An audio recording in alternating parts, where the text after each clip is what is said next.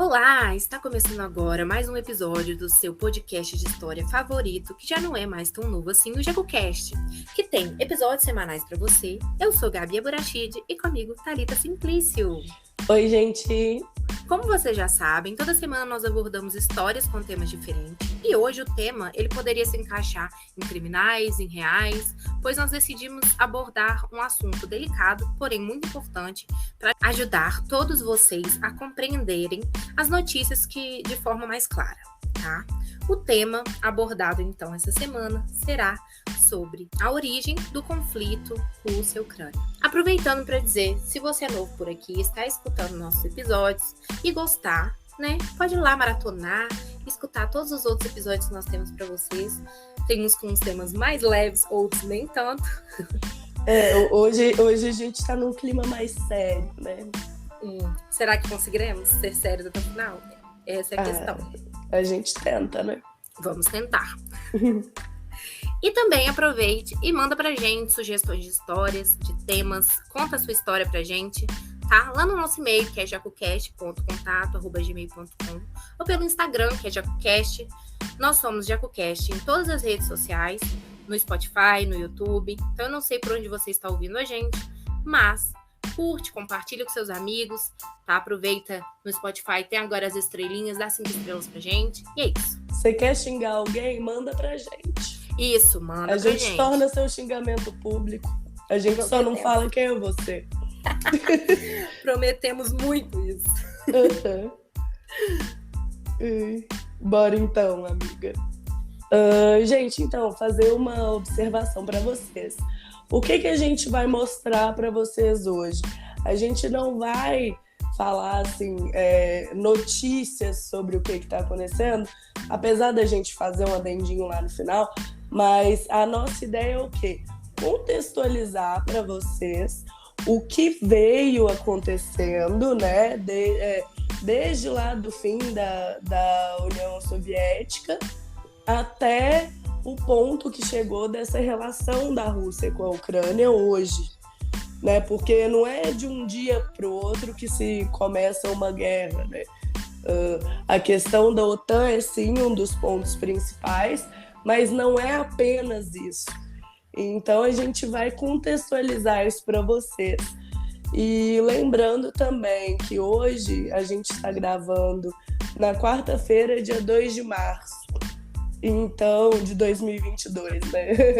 Sim. Então, que até amanhã, por exemplo, pode mudar um monte de coisa do que a gente falar hoje. Mas que fique certo, não do histórico, né? Mas de notícia, alguma coisa que a gente falar no final. Então, só para deixar marcado o dia que a gente está gravando. Mas, assim, em vários lugares existem pontos parecidos como esse. E eu queria começar fazendo uma indagação para vocês, para que a gente possa pensar mais imparcialmente mesmo. Por que a gente considera um grupo separatista russo ruim quando ele está dentro de um território ucraniano, mas a gente considera bom um grupo separatista de Hong Kong dentro do território chinês e a gente nem sequer preocupa com a existência de um grupo separatista como o da Catalunha na Espanha, por exemplo? Então, a gente não vê repercussões desse caso como a gente vê na Ucrânia, por exemplo, que é o que a gente vai comentar hoje. E por isso que eu digo que a gente não pode correr o risco de olhar essas situações por um único lado. A gente sabe que as manchetes tendem a botar vilões, mocinhos, né? Um lado bom, um lado ruim, que é normal, né? Para poder chamar mais atenção e tudo mais. Mas a geopolítica, ela não é algo muito simples de se entender, assim, de se botar em caixinhas, tá? E nós temos que analisar todos os pontos que existem, né? Porque são vidas reais, né? São várias opiniões políticas diferentes, são pessoas com interesses diferentes, né? E são várias personalidades e posições políticas totalmente opostas, né? E aqui nós vamos tentar não generalizar, porque é uma questão muito delicada. Então, nós não vamos botar países, né, como vilões mocinhos, igual eu falei, porque não é o nosso foco aqui. Então, nós vamos mostrar o contexto histórico e político envolvendo os dois lados. E a nossa intenção é essa, contextualizar.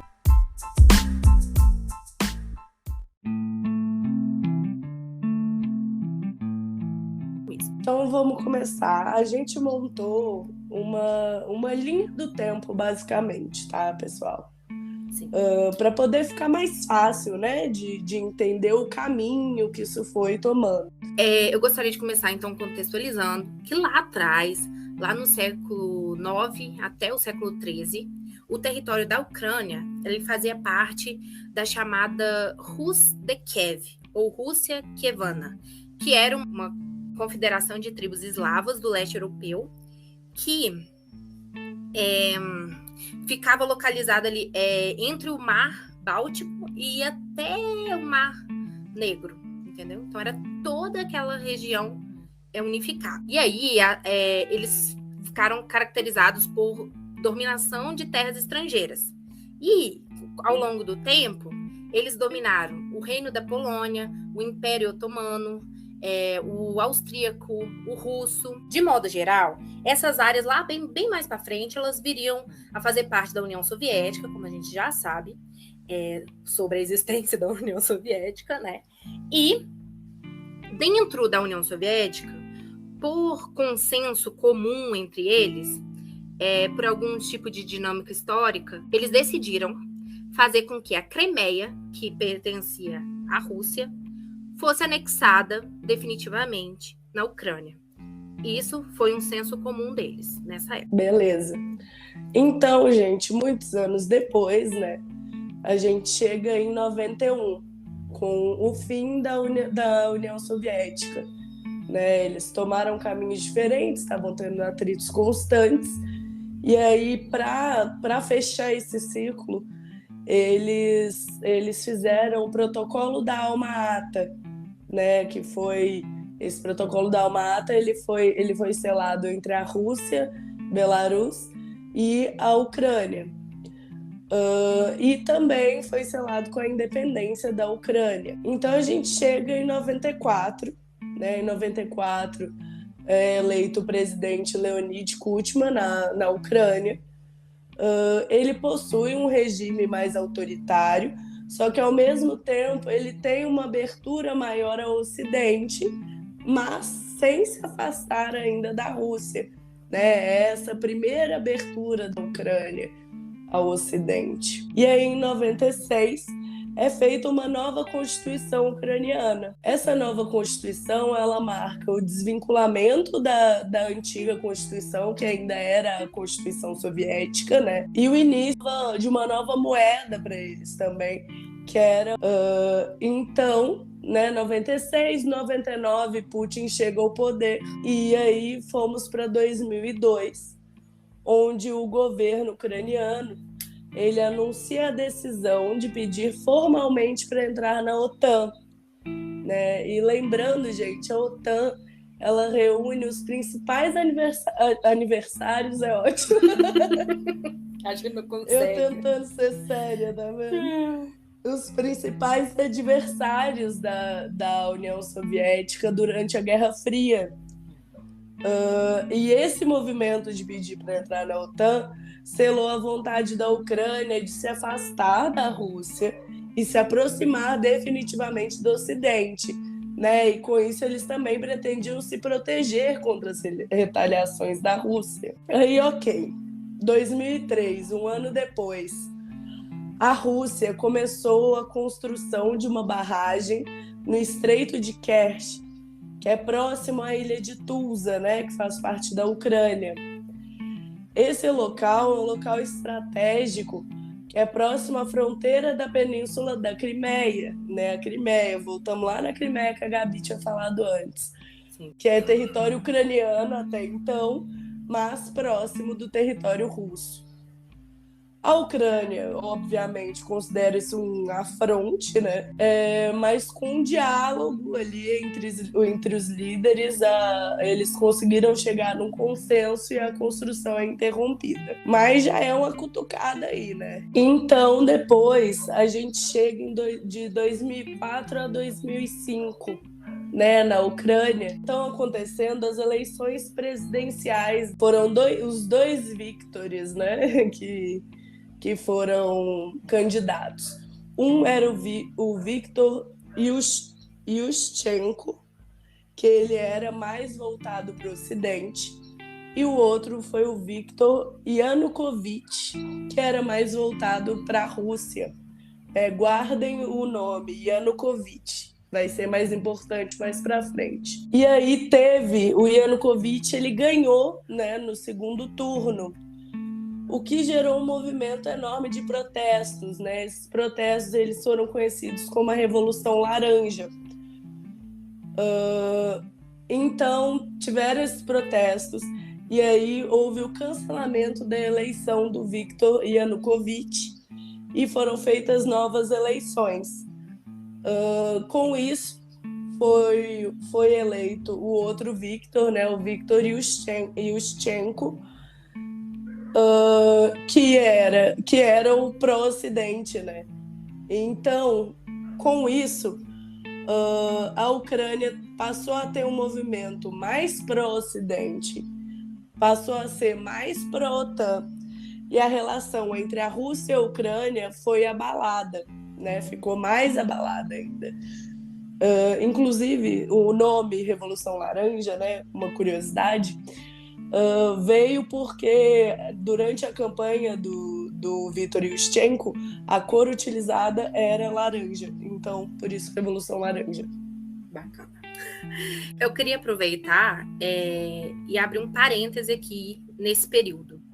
Porque enquanto todas essas movimentações estavam acontecendo, outras coisas também estavam acontecendo para desestabilizar, vamos dizer assim, a mente de Putin, tá? Primeiro, eu queria contextualizar em relação à OTAN, porque a gente já sabe que ela é um grupo que firmou um pacto de defesa mútua, a Thalita até já citou que foi formado lá na época da Guerra Fria e tudo mais.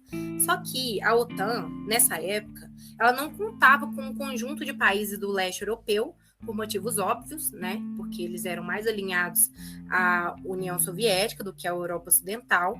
Mas, assim, principalmente a Ucrânia, né? A gente pode entender essa relação porque a Ucrânia, ela era uma das nações mais importantes no contexto soviético, então claro que ela não estaria ali na OTAN naquela época, por exemplo. Quando a União Soviética se separou, né, tipo, se desmantelou, vamos dizer assim, a OTAN começou com uma política mais expansiva, né, e aí sim, ela se aproximou mais desses países do leste europeu, tá? E aí fez parcerias com a República Tcheca, com a Hungria, com a Polônia. E, assim, com isso, a OTAN começa a se aproximar do território russo, né? O que desperta um alerta super grande no Putin, né? Que estava ali iniciando o seu mandato nessa época, em 99. Então, assim, a gente pensa o que ele pensa, né? Que é que não pode permitir a expansão da Europa Ocidental no território dele. Então, ele fica alerta. Ele se sente ameaçado, né? Sim. Mas o que acontece? A OTAN ela começa a adicionar mais e mais países. Em 2004, ela incorpora os países bálticos, a Lituânia, a Estônia e a Letônia, que fazem fronteira direta com a Rússia. Então, para vocês entenderem melhor essa análise, quando você pega a cidade fronteiriça da Estônia, ela fica... aí você imagina, na visão da diplomacia russa, eles olham para isso com muito medo, certo? E tanto o Putin fica desestabilizado com isso e com as outras coisas que estão acontecendo em paralelo, que a Thalita falou. Então, o Putin, ele até fala em uma entrevista para televisão, assim... Então ele diz, imagina se a Rússia instalasse mísseis e baterias antiaéreos e sistemas de defesa aéreo nas fronteiras com os Estados Unidos.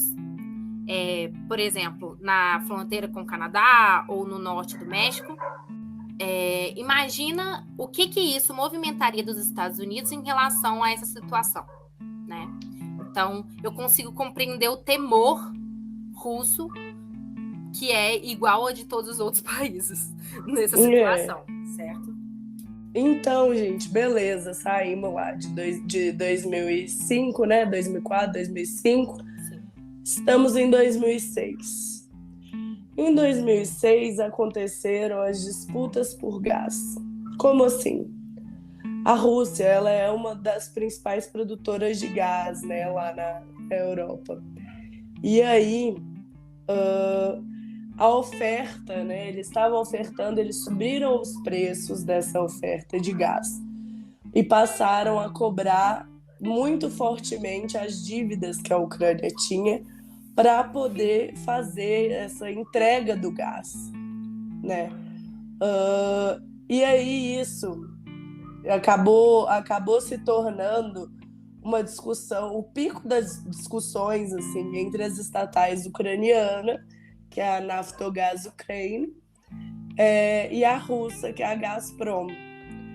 Então, dia 1º de janeiro de 2016, eles simplesmente cortaram o suprimento de gás para a Ucrânia.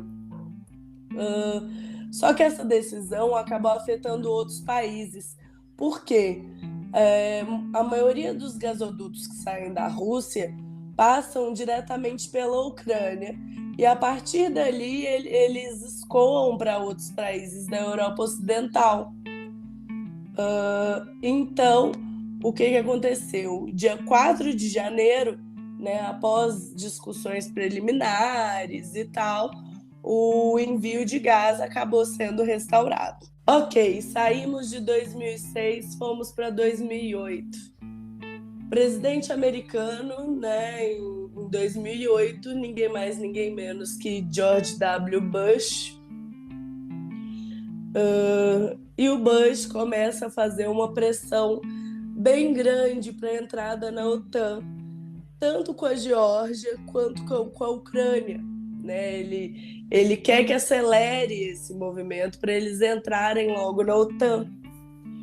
Entretanto, outros países europeus, né, principalmente a Alemanha, a França, a Itália e a Holanda, eles são contra essa adesão, né, o que gera empecilhos durante esse processo e acaba não sendo eficiente essa cobrança, né?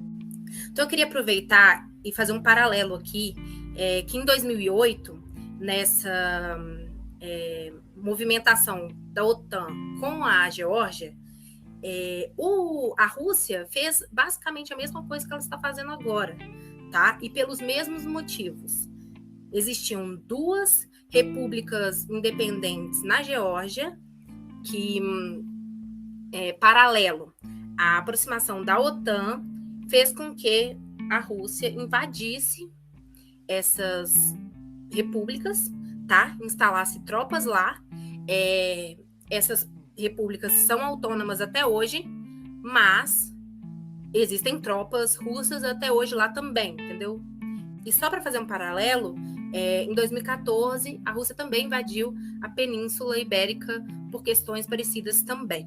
Então, isso não é novidade, isso acontece com uma frequência até maior que a gente imagina, tá? E não só a partir da Rússia, né? Outros países era também, isso que eu ia falar. Também fazem isso. Exatamente. Os Estados Unidos, por exemplo, ele faz esse tipo de movimentação também, várias vezes, de várias formas. Então, continuando. Sim. Saímos de 2008, fomos para 2010. 2010 é eleito a presidente aquele mesmo, Viktor Yanukovych.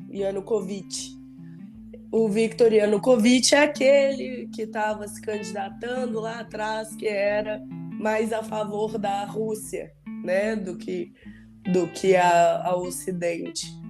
Só que dessa vez ele segue demonstrando uma postura próxima à Rússia durante o governo, mas ele também defende a aproximação com a União Europeia.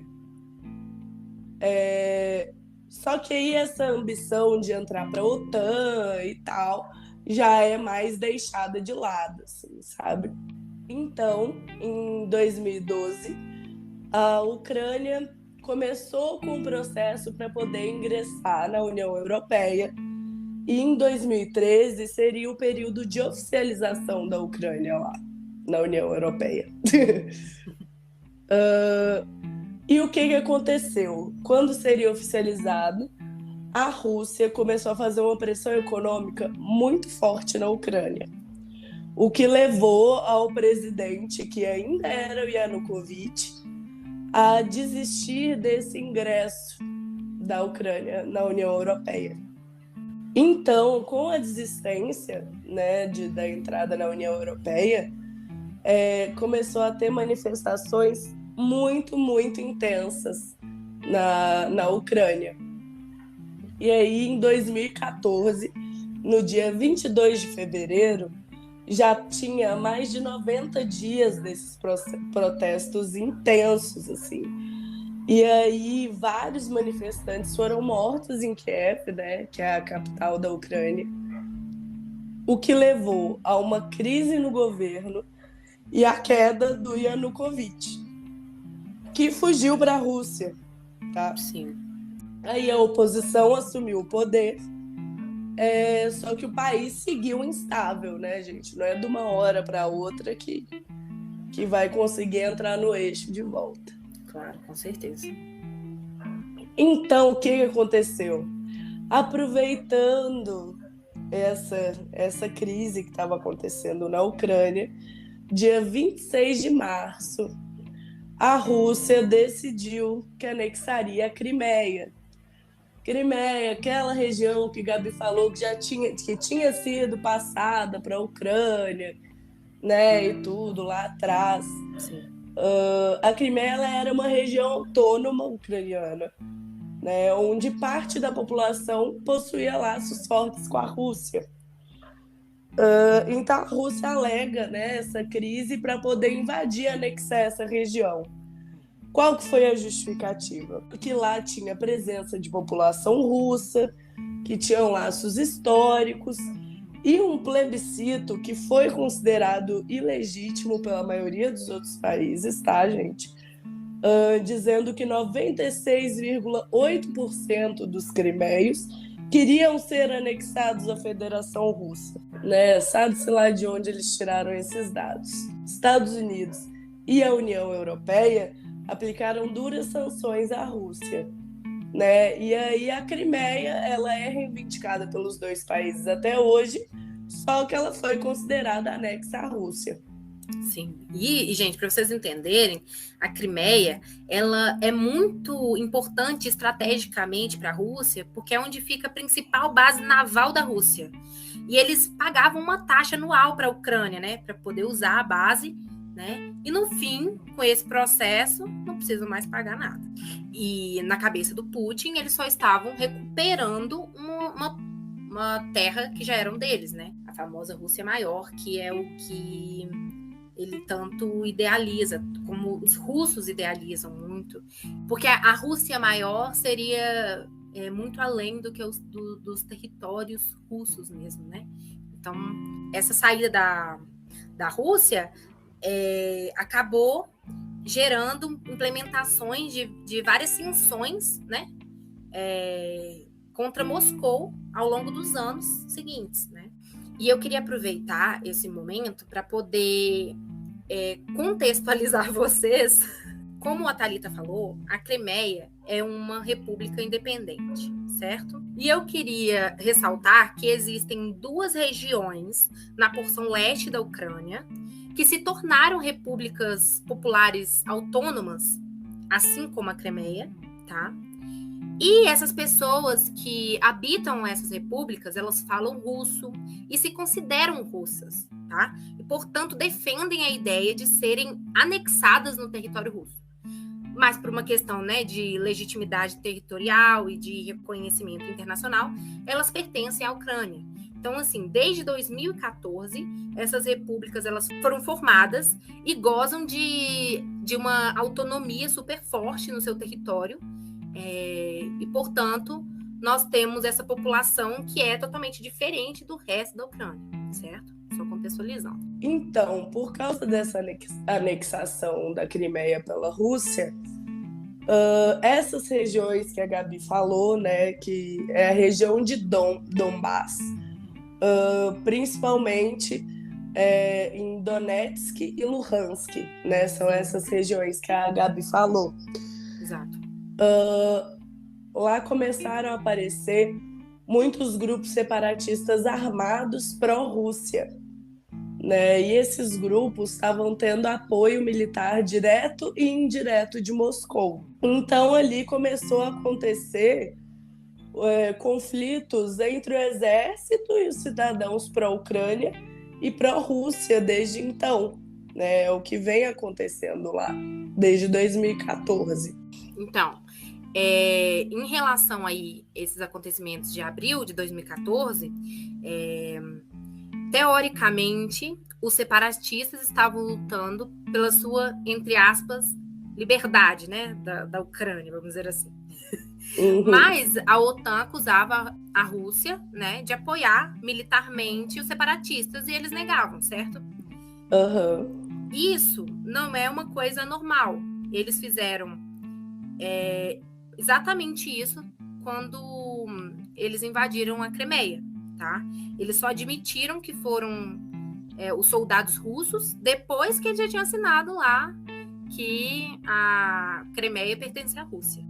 Como já foi dito várias vezes aqui, eles vêm invadindo áreas independentes há muito tempo, mas não teve repercussão, né? Dessa vez, talvez pelo fato dos Estados Unidos e da União Europeia verem a Ucrânia como um potencial aliado a nível estratégico e militar mesmo, né? E inclusive por sua localização, que justamente Sim, né? Tá é a preocupação do colado, né? Putin. Exatamente. É uma preocupação para ele porque tá muito perto, né?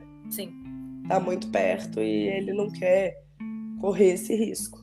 Isso. Da mesma forma, se fosse o contrário, né? Se fosse a Rússia criando uma organização e colocasse o México lá, do lado dos Estados Unidos, para fazer parte, provavelmente os Estados Unidos agiria igual ou pior, né?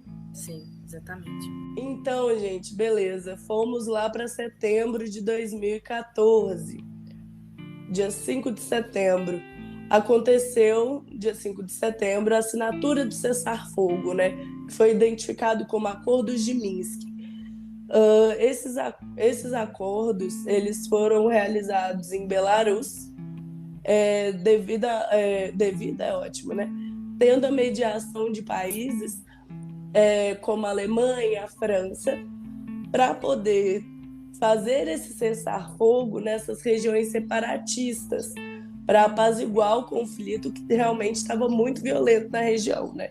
A região Donetsk e Luhansk, gente, que a gente tinha falado antes. Ok, fomos para 2017. Em 2017, foi feito um acordo de associação entre a União Europeia e a Ucrânia. Qual foi, né, esse acordo de associação? A Ucrânia, ela não se tornou membro da União Europeia, que foi o que a Rússia barrou lá atrás, né? Mas ela teve uma maior proximidade política e econômica com a Europa Ocidental. Ou seja, foi mais uma cutucada na dona Rússia, né? Aí, 2019, 5 de janeiro de 2019, né? Algo assim, gente, que aconteceu foi a separação das igrejas ortodoxas russa e ucraniana. A igreja ortodoxa ucraniana estava há 300 anos sob o comando de Moscou. E aí, com essa separação, ela tornou-se independente da igreja ortodoxa russa. Os líderes das igrejas falavam que a separação não era política. Só que os especialistas, eles visualizaram que tinha essa tendência de afastamento dos ucranianos,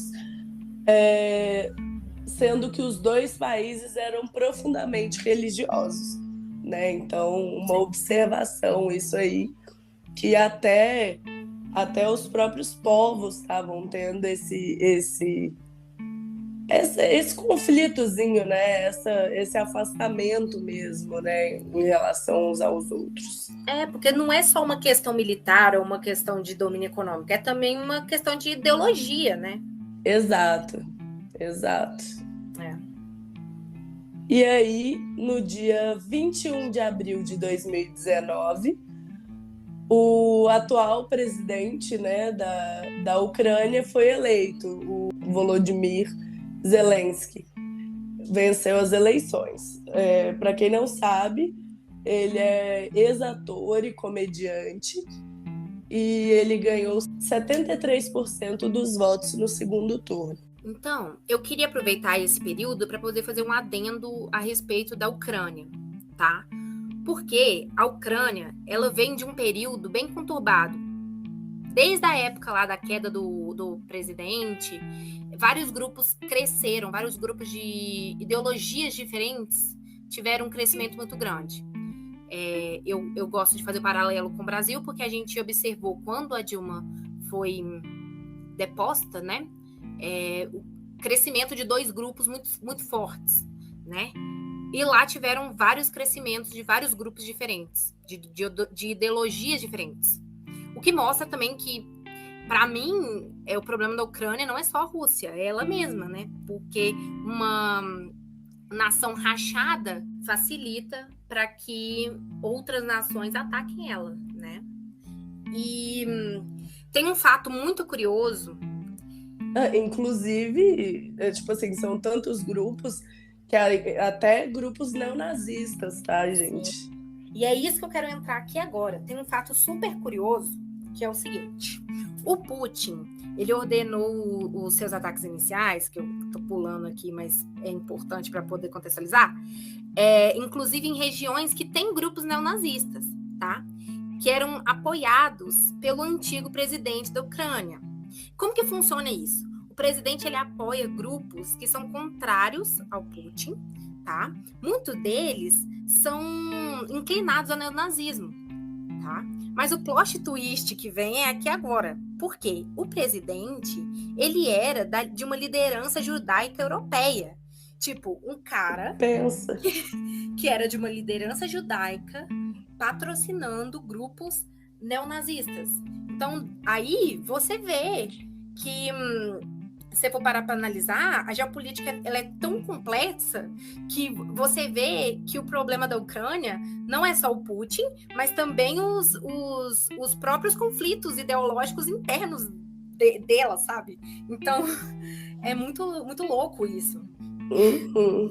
Para deixar mais claro, esse presidente, o Zelensky, o atual presidente da Ucrânia, ele ter sido eleito também mostra muito isso de como o país está quebrado, querendo coisas novas. Porque o país abandonou todos os políticos antigos para apostarem nele. Uma pessoa, um sangue novo, uma pessoa que representava o povo, entendeu? Entre aspas, na visão da população.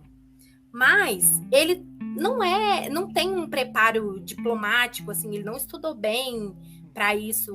Ele é um cara muito conhecido pelo povo, mas é inexperiente, entende?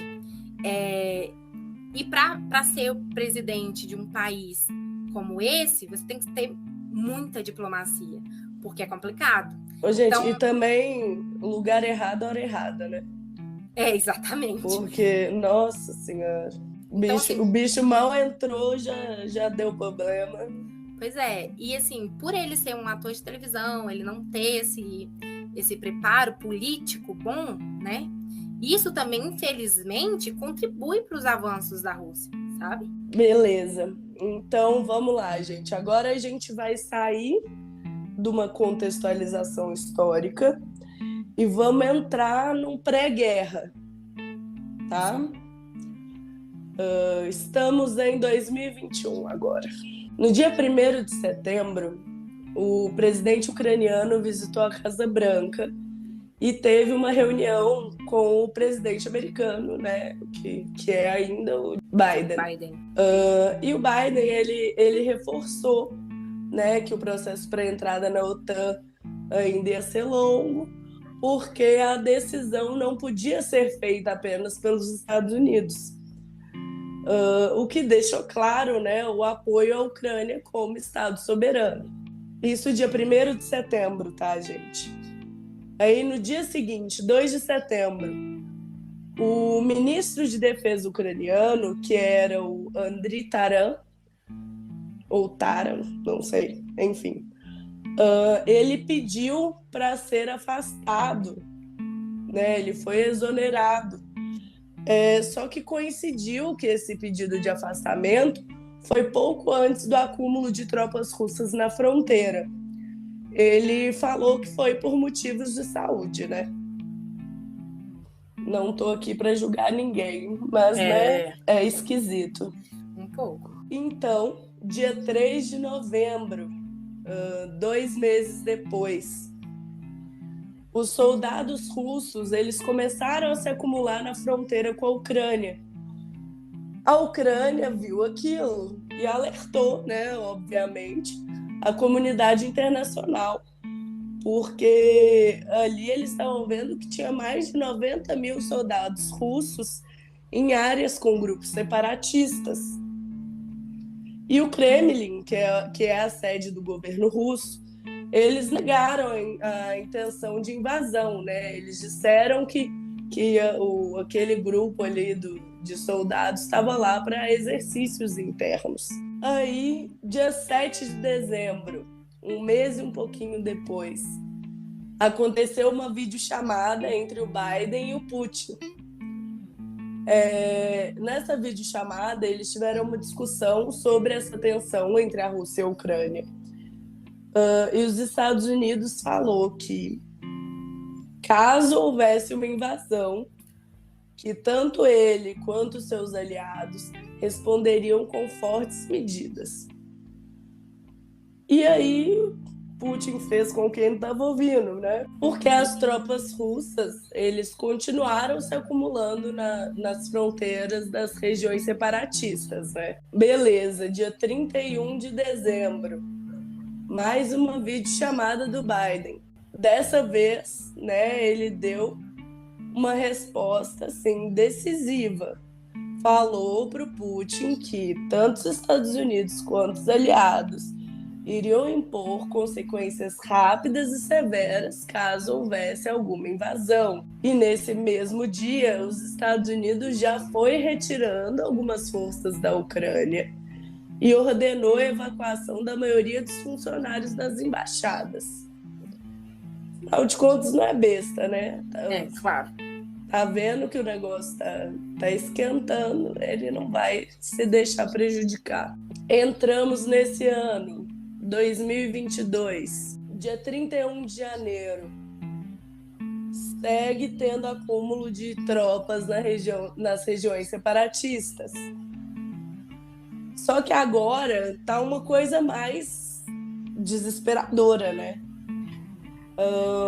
Porque vários líderes ocidentais começaram a contatar o governo russo para discutir e questionar sobre essa situação. E a Rússia, né, como sempre, seguiu negando, né, que vai invadir. Que invasão, é treinamento. 1º de fevereiro, primeira vez que o Putin se pronunciou a respeito do que estava acontecendo. O Putin ele acusou o Ocidente de tentar conduzir a Rússia à guerra contra o Ocidente, porque ele estava acusando eles demais. Entendeu? Se fosse acontecer uma guerra, a culpa era do próprio Ocidente. Aí, dia 2 de fevereiro, o dia seguinte, o Joe Biden ele aprova o envio de tropas formalmente para o leste europeu. Por quê? Por causa dessa fala do Putin. Né? Basicamente, ele estava ameaçando a OTAN. E aí o Kremlin, né, a sede do governo russo, segue negando a invasão. Gente, eu acho assim, né? É uma frieza para conseguir seguir negando esse tempo todo. Para chegar onde chegou agora, né? Mas vamos continuar. 4 de fevereiro foi a abertura das Olimpíadas de Inverno. E na abertura das Olimpíadas de Inverno, o Putin foi até lá, né? Foi para a China e se encontrou com Xi Jinping, que é o presidente chinês. houve uma certa tensão. Por quê? Porque a China, né, poderia ser um aliado importante caso houvessem sanções econômicas contra a Rússia. Afinal de contas, a China e a Rússia sempre tiveram uma boa relação, né? Vamos para o dia 7. O Emmanuel Macron, né, que é o presidente francês, se reuniu com Putin para, além de outros assuntos, conversar também sobre os possíveis impactos negativos sobre a possível invasão russa. E aí, né, esse encontro ficou marcado pelo fato do Macron se recusar a fazer o exame de PCR de Covid-19 lá na Rússia, pelo motivo de que ele não queria deixar material genético na Rússia. Certíssimo. Tá certo. Faríamos o mesmo. Pois é, isso que eu ia falar, assim, eu faria o mesmo, mas eu nunca ia ter pensado em... Tipo assim, eu ia ser super inocente, eu ia falar, fazer meu PCR aqui, né? Mas agora que Macron fez isso, né? Vou pensar onde eu tô largando meu material genético. Realmente. Não que a gente seja relevante o suficiente né, menina? Para o nosso material genético ser usado para alguma coisa, mas fica se aí, se eu fosse o presidente de algum país, também pensaria 2 vezes. Continuando. 10 de fevereiro, 3 dias depois desse encontro, os exércitos da Rússia e de Belarus passam a fazer um treinamento em conjunto na parte norte da fronteira ucraniana. E aí, nessa parte norte da fronteira ucraniana, são enviados mais ou menos 30 mil soldados russos, fora os soldados de Belarus. Gente, é um cerco, né? Tava sendo formado. Os avisos estavam aí claros há muito tempo. Exatamente. Tá todo mundo falando assim, não faz. E ele lá, não vou fazer. É treinamento. Dia 15 de fevereiro, a Rússia afirmou o quê? Que estava retirando os oficiais das fronteiras, né? E estava recuando em relação à Ucrânia. A OTAN, né, afirmou o quê? Que tinha uma certa esperança cautelosa.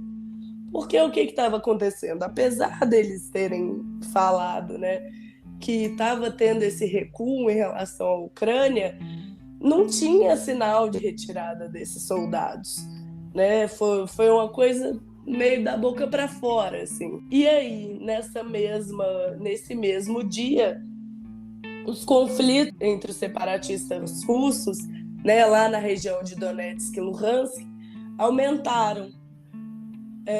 E com esse aumento, os líderes pediram a evacuação dos cidadãos. E o Putin afirmou que o que estava ocorrendo era genocídio. Desde 2014, ele está falando que agora que está ocorrendo genocídio. 21 de fevereiro, 6 dias depois, Vladimir Putin reconhece a independência das regiões separatistas de Donetsk e Luhansk. Reconhecendo essa independência, ele autoriza o deslocamento das tropas. E o Kremlin defende a decisão, né? Porque eles justificam isso como uma busca pela paz no local e a proteção dos cidadãos russos. E aí sim, gente, o Ocidente fica alerta sobre os primeiros sinais concretos de invasão. Então, no dia seguinte, os países, tanto da OTAN quanto os outros países do Ocidente, não reconhecem essa independência. Eles alegam que Donetsk e Luhansk são território ucraniano. E por isso, os Estados Unidos, o Reino Unido e a União Europeia tomam as primeiras sanções econômicas contra a Rússia. Dia 23 de fevereiro, os conflitos em Luhansk e Donetsk ficam mais intensos. E aí começam a aparecer acusações entre grupos separatistas e militares ucranianos de tiros e agressões. Então, finalmente, chega o dia 24 de fevereiro, gente, que foi quando começou, né, quando a Rússia começou a invasão à Ucrânia, que era para ser uma operação apenas na região de Donbás, né, que é o leste da Ucrânia. E aí, quando ele anuncia essas operações especiais, ele afirma que não pode tolerar as ameaças da Ucrânia, recomenda que os soldados ucranianos larguem as armas e voltem para casa e alerta a outros países que, caso interfiram, sofrerão consequências jamais vistas. Porque ele não é bobo também, nem burro, né? Porque imagina, se a Ucrânia já estivesse na OTAN, possivelmente o Putin ele não ia promover essa intervenção de maneira nenhuma, porque ele pode ser o que for, mas burro ele não é. Porque isso justificaria a movimentação de outras potências da OTAN, né? Sobre ele, potências que têm bombas atômicas assim como ele, né? Sim, pois é. E isso tudo que a gente falou até agora converge ao momento atual, né, gente? Tipo assim, a gente não consegue falar assim, ele já estava planejando isso há anos, não sei o quê. Não, só que, tipo, se ele não tivesse freado lá a entrada da Ucrânia na OTAN lá atrás, ele não poderia estar fazendo isso hoje. E sabe-se lá o que ia acontecer agora, né? Tanto em relações de movimentação dos Estados Unidos ou da Europa em relação à Rússia, tanto quanto movimentações da Rússia em relação à Ucrânia, que não seria da mesma forma. Né? Exatamente. Então, a partir desse pronunciamento, começaram essas explosões, né, na fronteira e em outras cidades. E aí, o presidente dos Estados Unidos condena a invasão e promete sanções graves à Rússia, tal qual já tinha avisado várias vezes. Né? Sim, teve vários avisos. Então, às 1h da manhã, começaram as explosões em diversas regiões da Ucrânia, próximo ao aeroporto internacional de Kiev, né, que é a capital. Com isso, o espaço aéreo da Ucrânia foi fechado como medida de segurança. Então, às 3h da manhã, as forças russas em Belarus invadiram a Ucrânia. A Ucrânia declara estado de emergência, né? E o presidente Volodymyr Zelensky ele afirma que a lei marcial estaria substituindo as leis tradicionais em tempos de guerra, né? Então, com isso, ele declara o estado de guerra no país. 5h da manhã, as tropas russas invadiram o território ucraniano a partir da Crimeia também. E às 6h da manhã, o presidente ucraniano convoca os cidadãos para a luta. Né? O governo passa a disponibilizar armas a quem tivesse interesse em lutar e pede aos cidadãos que vão às ruas para ir contra a invasão, né? Ao mesmo tempo, pede que os russos protestem contra as ações do Kremlin e nas redes sociais eles pedem para os cidadãos ucranianos utilizarem coquetéis Molotov contra os invasores. Às 13h, as tropas russas tomam Chernobyl, né? Até Chernobyl, eles são corajosos, tá? Porque Chernobyl todo mundo sabe, até hoje tem radiação altíssima. Mas a gente sabe também que mesmo mesmo não sendo em larga escala, ainda tem funcionamento, né? Sim, que é outro ponto, né? Que todo mundo ficou bem tenso com isso. Estamos, né? Enfim. E aí essas tropas russas ocuparam Chernobyl e tomaram, né, essa região desabitada. E como a Gabi falou, ainda tem remanescentes nucleares no local, né? Então, bem, bem perigoso. Sim. Enfim. Aí, às 16 horas, os países ocidentais começaram a anunciar as sanções, né, após a invasão. Às 18 horas, houve bombardeio aéreo e a incursão terrestre, né, continuando da entrada da Rússia para a Ucrânia, e a capital é cercada. Então, gente, como a gente está fazendo algo como contextualização, né, e não notícias, né, sobre o que vem acontecendo, a gente vai terminar essa parte de contexto aqui, né, nesse primeiro dia de guerra. Sim, porque assim, em geral, nós vamos continuar vendo escaladas e movimentações internas na Ucrânia, que com certeza, apesar de talvez terem mudanças nas escalas, devido após isso ter acontecido, né, teve um impacto negativo para a Rússia em relação à diplomacia mundial, né? E em relação a essas principais consequências que a Rússia está levando, uma delas foi o G7 ter se reunido e ter decidido cortar certos bancos russos do SWIFT. Eles congelaram os bens do presidente da Rússia, né, o Putin, do ministro das Relações Internacionais, congelaram os bens dele nos Estados Unidos, no Reino Unido, na União Europeia. E essa intervenção, ela vem para atingir o centro do poder, né? Então, funcionários do governo, empresários e políticos que também são muito influentes, né?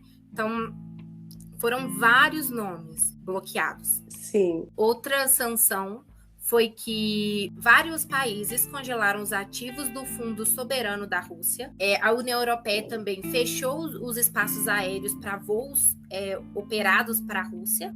A União Europeia ela também anunciou a proibição dos meios de comunicação financiados pelo Kremlin, proibiu eles de atuar pelos países desse bloco. E também, em questões de restrições comerciais, empresas privadas e estatais também sofreram sanções dos países do Ocidente, certo?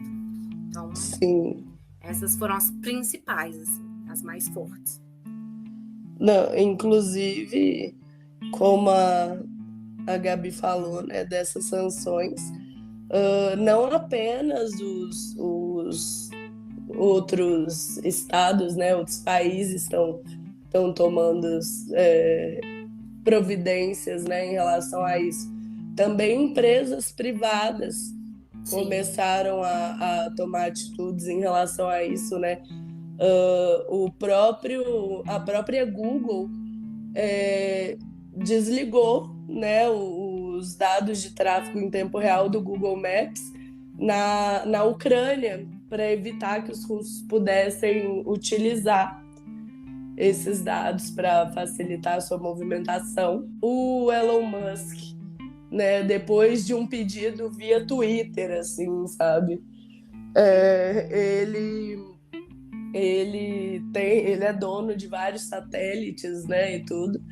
Então ele está se movimentando para disponibilizar sinal por satélite para a Ucrânia, para eles não ficarem sem internet. E a Shell, isso são só alguns, tá, gente? Porque tem muitos mais, mas os que a gente achou que valia mais a pena falar, né, no caso. A Shell, ela vai romper a parceria com a estatal de energia russa, porque eles estavam fazendo uma saída, um projeto de construção de gasoduto que não passaria por dentro da Ucrânia, não é isso, Gabi? Sim. O que acontece? O gasoduto da Rússia, ele passa pela Ucrânia, né, para poder chegar, né, nos outros países da Europa.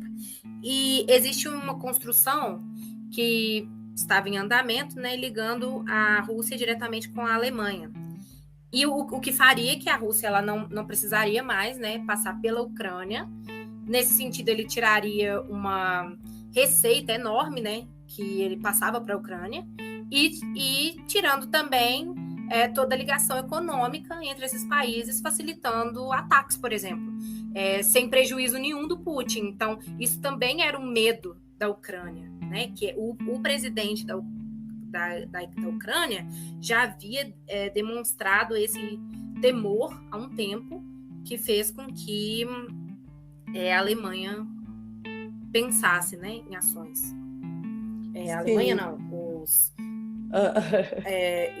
empresários. E aí eu queria fazer mais umas observações, né, de algumas coisas que eu achei importante pontuar sobre o que está acontecendo agora.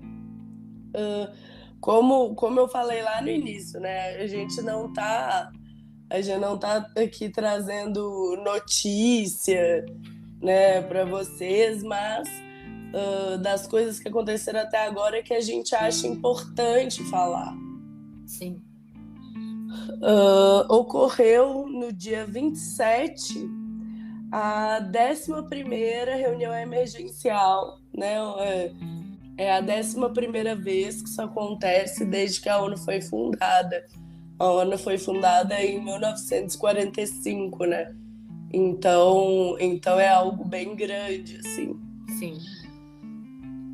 E durante essa reunião, vários países se pronunciam, né? E aí, tipo assim, a Ucrânia, ela fez questão de pontuar de que se a Ucrânia não sobreviver, a democracia vai ruir, né?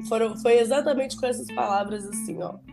Se não sobrevivermos, a democracia vai ruir, seremos exterminados, e não apenas nós, a ONU também não vai mais existir. Foi o pronunciamento dele, né, sobre o quão urgente é essa atitude, porque, querendo ou não, entra naquela questão sobre soberania territorial, né, de cada país. Claro. Basicamente, o que está acontecendo é a Rússia dizer: este pedaço do seu país não é mais do seu país, e eu vou tomar as providências para que não seja. Então, assim, né, gente? Não dá para falar de um ou de outro. Até porque, querendo ou não, quando eles dizem que as mídias sociais estão espalhando razões falsas, não estão só espalhando razões falsas nas mídias sociais, né? Essa guerra, inclusive, tá tendo o apelido de guerra do tique, vocês sabem o quê, né? Porque se a gente falar, a gente perde audiência. Enfim. Porque o que está acontecendo, por causa dessa facilidade, né, de internet, de tudo, vários miniclips com ações que teoricamente estão ocorrendo na guerra estão sendo espalhados, né? Só que nem todos esses miniclips, né, esses videozinhos estão sendo reais. Tem coisa que eles estão espalhando que é de outros locais e que de outros anos, assim, que não tem nada a ver com o que está acontecendo agora, sabe? Tirando o que está... Inclusive, a gente quer até dizer isso, né? Tirando o que está sendo repassado por grandes mídias, não é bom ficar acreditando no que está sendo passado nas redes sociais em geral. Nas redes sociais em geral, porque, como todo mundo sabe, né, gente, rede social, cada um mostra o que quer e fala o que quer. Sim. Agora, as mídias maiores têm um compromisso, apesar de sempre puxar para um lado e para o outro, eles têm um compromisso maior com a verdade, né? Sim. Continuando sobre a reunião emergencial, lembram que eu tinha falado lá atrás, né, sobre o encontro do Putin com o presidente chinês, né? Diferente do esperado, a China se posicionou contra a atitude da Rússia. Eles reafirmaram, né, que todo país deve ter seu território respeitado. A soberania territorial nacional tem que ser respeitada. E aí, mesmo eles levando em conta a preocupação de segurança da Rússia, eles não acham que a guerra seja justificada por isso. E aí até, né, quando eu estava pesquisando para poder falar aqui, né, o que tem sido dito o que estava sendo dito, né, era que provavelmente a China apoiaria pelo fato de que eles querem, né, há muito tempo eles vêm tentando integrar Taiwan, né, só que por esse mesmo motivo, né, por eles considerarem Taiwan parte de seu território nacional, eles acabaram não apoiando a Rússia, porque eles consideram o direito de integrar Taiwan como integridade territorial deles. E aí a atitude da Rússia deles foi exatamente desrespeitar essa soberania territorial, né? Sim. Que é algo que eles não querem que aconteça com eles quando ou se eles tomarem alguma atitude em relação a Taiwan. Que eu acho até que seria um pouco diferente se, no caso, não fosse, por exemplo, a Crimeia, né? Que já foi da Rússia. Exato. Aí eu acho que seria um ponto de vista que eles teriam diferente.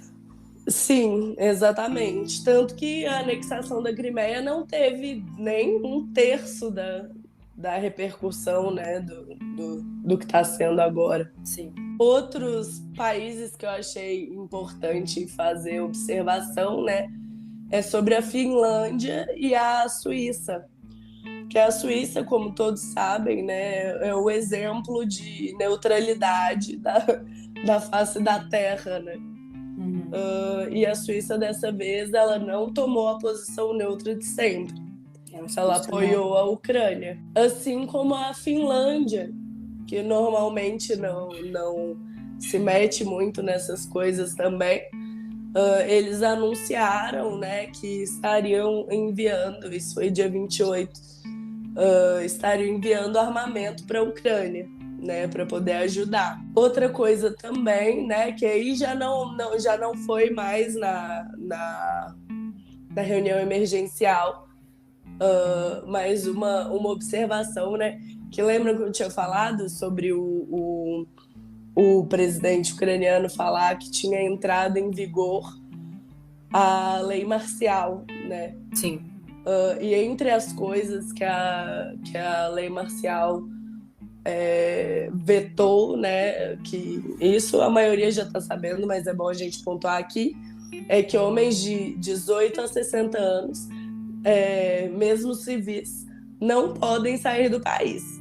Eles precisam ir à luta. E isso, né, tá até ocasionando, às vezes, confusão entre os próprios civis, né, porque muitas vezes eles não reconhecem quem que é da Ucrânia, quem que é russo, e vem acontecendo essas confusões enquanto isso também. Então, gente, além disso, na Ucrânia, né, lá na Rússia, lá atrás eu tinha falado sobre os protestos, né, que estão acontecendo e tudo. Até então, mais de 5.500 pessoas foram presas nesses protestos anti-guerra lá na Rússia. E o governo está chamando esses protestos como ações de ajuda ao inimigo. Então, essas pessoas que estão sendo presas, né, elas podem ser condenadas a até 20 anos de prisão lá na Rússia. Gente, assim, em geral, o leste europeu ele é basicamente uma linha vermelha para a Rússia, né? Então, assim, ele quer evitar ao máximo, né, que a OTAN se ligue a esses países do leste europeu para poder evitar mesmo que eles tenham uma influência pesada sobre esses países, né? E isso prejudica muito a Rússia em vários sentidos. A gente não vai chegar a uma guerra mundial, não há nada que justifique isso agora, mas que com certeza vai ter muitas consequências a nível global, né? Nada justificaria uma nova guerra mundial. Sim, claro que não.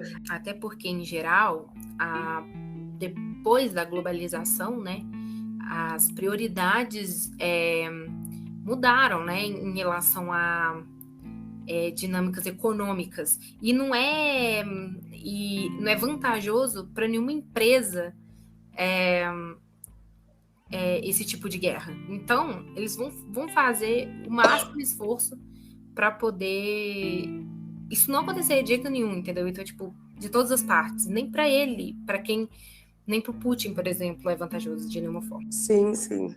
Mas, de qualquer forma, isso também tá gerando sentimento de vulnerabilidade em outros países, né? Sim. Porque eles têm medo da Rússia expandir a ação. Alguns deles são a Romênia, a República Tcheca, a Moldávia, todos esses países que são menores e que fazem fronteiras próximas ali à Rússia. É isso que vem acontecendo. A gente espera que acabe logo, né? Porque tá brabo, né, gente? Tá brabo. Algo que ninguém deve se acostumar, né? Ninguém deve se acostumar com isso, claro, com essa violência contra.